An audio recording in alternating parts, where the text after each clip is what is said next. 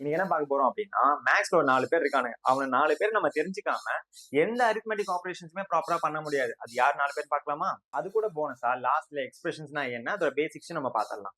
4 பேர்ல first identity property ரொம்ப ரொம்ப பேசிக். அதாவது ஒரு ஐடென்டிட்டி ரெண்டும் ஒரே மாதிரி இருக்கிறது. அப்போ ஒரு நம்பரை ஏதாவது ஒரு அரித்மெட்டிக் ஆபரேஷன் பண்ணி அதே நம்பர் வர வைக்கிறதுக்கு பேர் தான் ஐடென்டிட்டி ப்ராப்பர்ட்டி. இப்போ இந்த இடத்துல வந்து பாத்தீங்கன்னா அடிஷன் அண்ட் சப்ட்ராக்ஷனுக்கு ஒரு நம்பர் ஏதாவது அரித்மெட்டிக் ஆபரேஷன் ஆடோ சப்ட்ராக்டோ பண்ணி அதே நம்பர் வரணும்னா நம்ம 0 தான். அப்ப இந்த இடத்துல நம்ம என்ன சொல்லலாம், ஒரு நம்பர் கூட 0வை ஆட் பண்ணாலும் சப்ட்ராக்ட் பண்ணாலும் அதே நம்பர் தான் வரும். இந்த இடத்துல மறுபடியும் 0 போடணும்னு அவசியம் இல்லை. இந்த இடத்துல 0க்கு எதுவும் வேல்யூ இல்லை. So 5 + 0 is 5. which means any number plus 0 will become அதே நம்பர் தான். இந்த இடத்துல 0 nothing. அடிஷன் அண்ட் சப்ட்ராக்ஷன்ல மல்டிபிகேஷன் டிவிஷனுக்கு 0க்கு மாறும். அடிஷன் சப்ட்ராக்ஷன்ல 0 கூட ஆட் பண்ணாலும் சப்ட்ராக்ட் பண்ணாலும் அதே நம்பர் தான் வரும். மல்டிபிகேஷன் டிவிஷன்ல 0 போட்டோம்னா வேல்யூ சேஞ்ச் ஆயிடும், அதே வேல்யூ வராது. அதாவது 5 × 0 போட்டா 0 ஆயிடும், அப்ப எனக்கு அதே நம்பர் வராது. அப்ப இந்த இடத்துல ஐடென்டிட்டி ப்ராப்பர்ட்டி மெயின்டைன் பண்றதுக்கு என்ன பண்ணணும், 1 எடுத்துக்கணும். ஸோ 1 வந்து எந்த நம்பர் கூட 1 மல்டிப்ளை பண்ணாலும் அதே நம்பர் தான், 1 டிவைட் பண்ணாலும் அதே நம்பர் தான். இப்போ இந்த இடத்துல 5 × 1 5 தான். இப்போ 5/1 டிவிஷன் எடுத்தாலும் 5 தான். இந்த இடத்துல 1 பிளேஸ் நத்திங். ஓகேவா? ஸோ அடிஷன் சப்ட்ராக்ஷன்ல 0ங்கிறதுக்கு வேல்யூ இல்ல, மல்டிபிளிகேஷன் டிவிஷன்ல 1ங்கிறதுக்கு வேல்யூ இல்ல. இதான் ஐடென்டிட்டி ப்ராப்பர்ட்டி. அடுத்தது காமுடேட்டிவ் ப்ராப்பர்ட்டி. காமுடேட்டிவ் ப்ராப்பர்ட்டினா என்னன்னா, ரெண்டு நம்பர் இருக்கு, அந்த ரெண்டு நம்பர் ஏதாவது ஒரு அரித்மெட்டிக் ஆபரேஷன் நம்ம பண்றோம், பண்ணும்போது வர ஆன்சரும் அந்த ரெண்டு நம்பர்ஸையும் திருப்பி போட்டு, அதாவது ஃபர்ஸ்ட்ல ஒரு நம்பர் செகண்ட்ல ஒரு நம்பர் இருக்கும் இல்லையா, அதை திருப்பி போட்டு பண்ணாலும் அந்த அரித்மெட்டிக் ஆபரேஷன் பண்ணாலும் சேம் வேல்யூ வரும். அதுதான் காமுடேட்டிவ் ப்ராப்பர்ட்டி. இப்ப இந்த இடத்துல அடிஷனுக்கு வந்து பாத்துட்டீங்கன்னா a + b = b + a. அதாவது 2 + 3யும் 3 + 2வும் சேம் தான். நான் 2 ஃபர்ஸ்ட்ல போட்டு 3 செகண்ட்ல போட்டு ஆட் பண்ணாலும் 5 தான். 3 ஃபர்ஸ்ட்ல போட்டு 2 செகண்ட்ல போட்டு ஆட் பண்ணாலும் 5 தான். அதே மாதிரி மல்டிபிளிகேஷன்லயும் அப்ளிகபிள் ஆகும். இப்போ a × b = b × a. அதாவது 2 × 3 போட்டாலும் 6 தான். இதே 3யும் 2வும் மாத்தி போட்டு 3 × 2 போட்டாலும் 6 தான். காமுடேட்டிவ் ப்ராப்பர்ட்டி அடிஷனுக்கும் சப்ட்ராக்ஷனுக்கும், ஐ மீன்ஸ் அடிஷனுக்கும் மல்டிபிளிகேஷனுக்கும் அப்ளிகபிள் ஆகும். பட் சப்ட்ராக்ஷனுக்கும் டிவிஷனுக்கும் அப்ளிகபிள் ஆகாது. ஏன்? a - b is not equal to b - a. இப்ப ஃபர்ஸ்ட்ல 2வும் செகண்ட்ல 3யும் போட்டேன்னா 2 - 3 எனக்கு -1 வருது.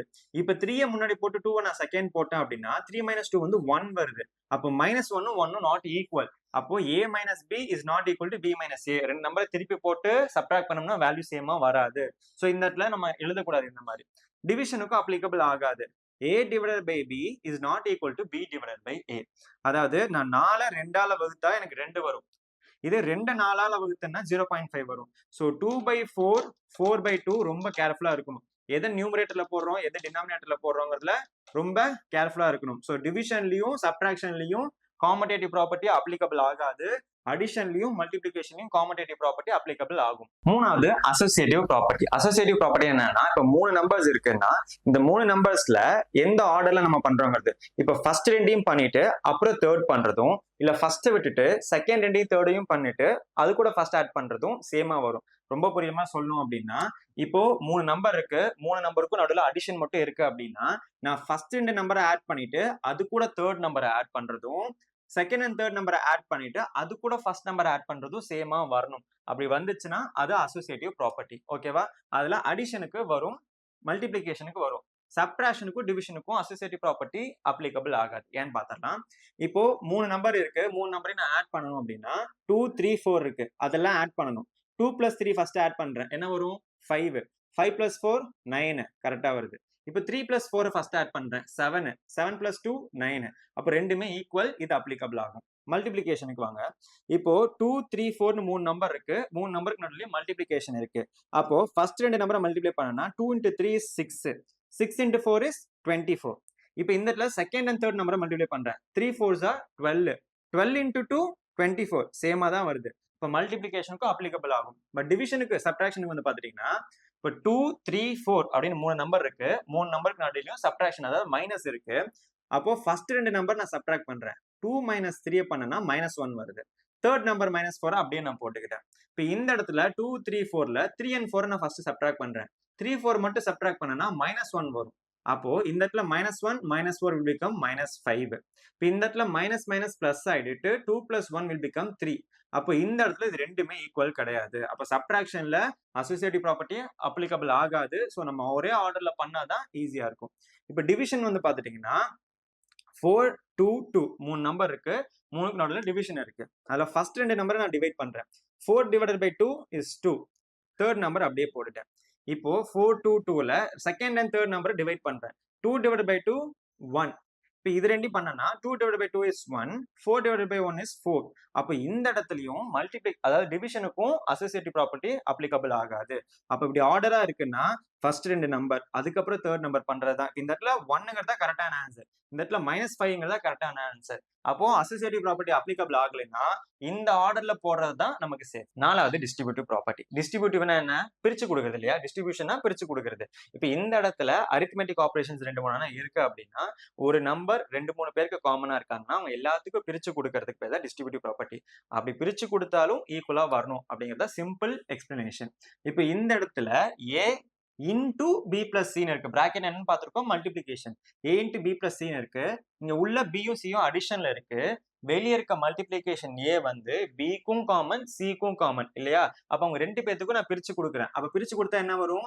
ஏ into B plus A into சின்னு வருது. இப்போ இப்படி ஈக்குவலா தான் இருக்கும், இது ரெண்டுமே ஈக்குவலா தான் இருக்கும்னு சொல்றாங்க. எக்ஸ்பிளனேஷன் பாருங்க. 2 இன்டு 3 பிளஸ் 4ன்னு இருக்கு.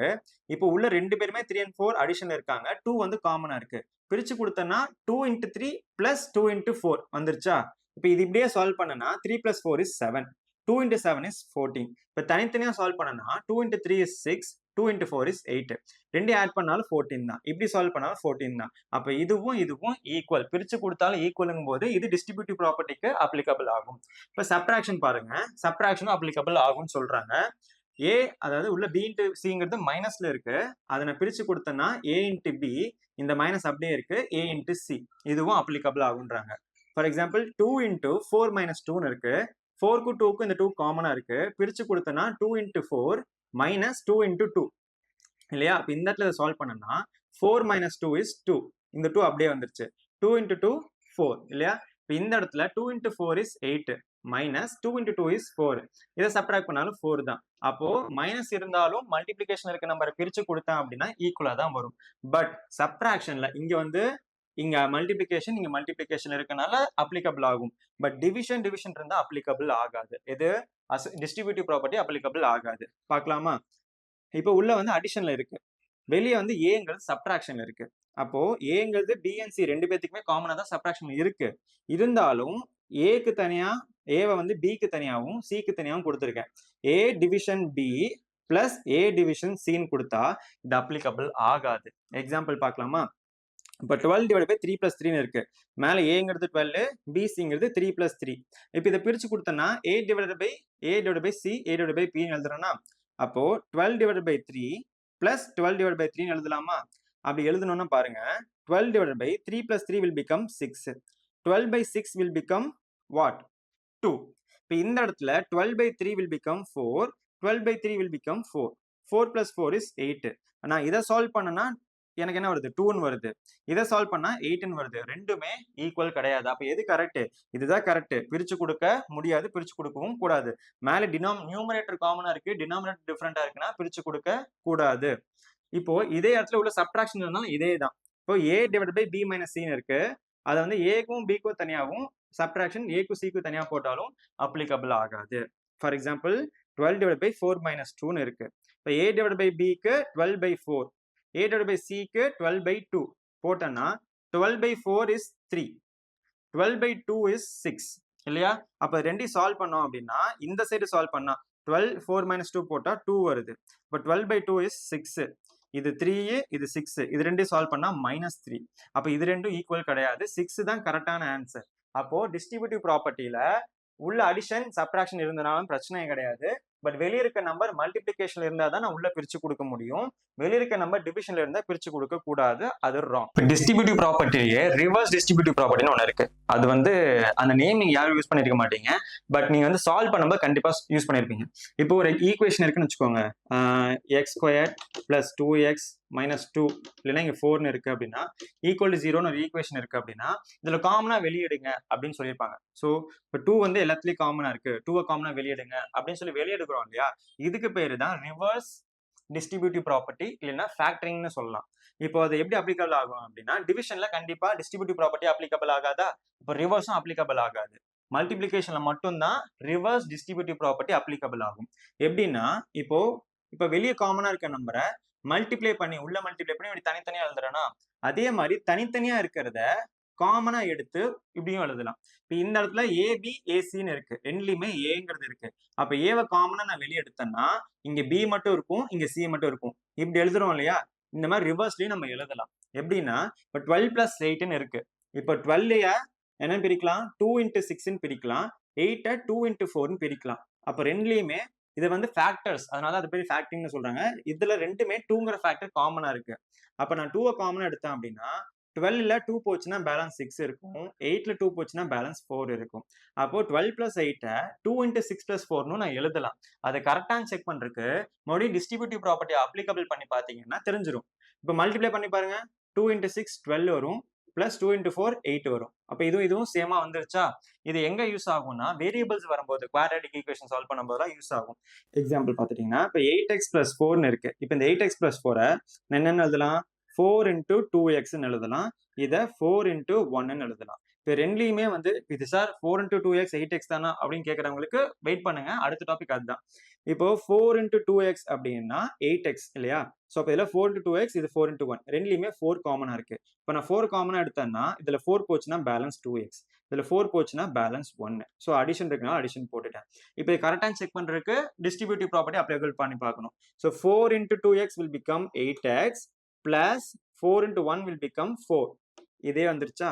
இதெல்லாம் உங்களுக்கு வந்து டிஸ்ட்ரிபியூட்டிவ் ப்ராப்பர்ட்டியை ரிவர்ஸாவும் அப்ளை பண்ணலாம், இப்படி பண்ணாலும் சேம் தான். சப்ட்ராக்ஷனுக்கும் இப்போ ரெண்டு நம்பர் மைனஸ்ல இருக்குங்க, 12 minus 8 இருக்கு அப்படின்னா 12 minus 8 இருக்கு அப்படின்னா இப்போ இது ரெண்டுல வந்து 2 நான் காமனா வெளியே எடுத்தேன் அப்படின்னா என்ன இருக்கும், 6 minus 4 இருக்கும். அப்பதான் மல்டிப்ளை பண்ண எனக்கு இது சேமா வரும். 2 into 6 is 12 minus 2 into 4 is 8. இது ஈக்குவலா வரும். ஸோ டிஸ்ட்ரிபியூட்டிவ் ப்ராப்பர்ட்டிக்கும் ரிவர்ஸ் டிஸ்ட்ரிபியூட்டிவ் ப்ராப்பர்ட்டிக்கும் இதுதான் ரிலேஷன். இன்னைக்கு என்ன பார்த்தோம், மேக்ஸ்ல இருக்க பேசிக் 4 ப்ராப்பர்ட்டிஸ் நம்ம பார்த்தோம். சார் எக்ஸ்பிரஷன்லாம் சொல்றேன்னு சொன்னீங்க, அதுக்குள்ள முடிச்சிட்டீங்க அப்படின்னு யோசிக்காதீங்க, இதுக்கே டியூரேஷன் ஜாஸ்தி ஆயிடுச்சு. ஸோ இதை விட நான் அதையும் ஆட் பண்ணனா இன்னொரு 5-6 நிமிஷம் ஆட் ஆச்சுன்னா ஃபுல் வீடியோ நீங்க பார்க்க மாட்டீங்க, போர் அடிச்சிடும். அதனால எக்ஸ்பிரஷன்னா என்ன, பேசிக் ஈக்குவேஷன்ஸ்னா என்ன, 2 ஈக்குவேஷன்ல ஒரு வேரியபிள் வந்து எப்படி ஆட் பண்ணும், 2 வேரியபிள் எப்படி வந்து ஆட் பண்ணும், 3 வேரியபிள்ஸ் வந்து XYZ வந்து எப்படி ஆட் பண்ணும் அப்படிங்கிறதெல்லாம் நெக்ஸ்ட் வீடியோ கண்டிப்பா நான் ஃபுல்லா சொல்லிடுறேன். எவ்வளவு டியூரேஷன் ஆனாலும் நெக்ஸ்ட் வீடியோல பேசிக் ஈக்குவேஷன்ஸோட எல்லா அடிஷன் சப்ட்ராக்ஷனையும் பார்த்துடலாம். ஸோ இந்த வீடியோ யூஸ்ஃபுல்லா இருக்குன்னு நினைச்சீங்கன்னா லைக் பண்ணுங்க, 4 பேருக்கு ஷேர் பண்ணுங்க. இந்த மாதிரி பேசிக் மேக்ஸ் தெரிஞ்சுக்கணும்னா நம்ம சேனல் மறக்காம ஃபாலோ பண்ணிக்கோங்க.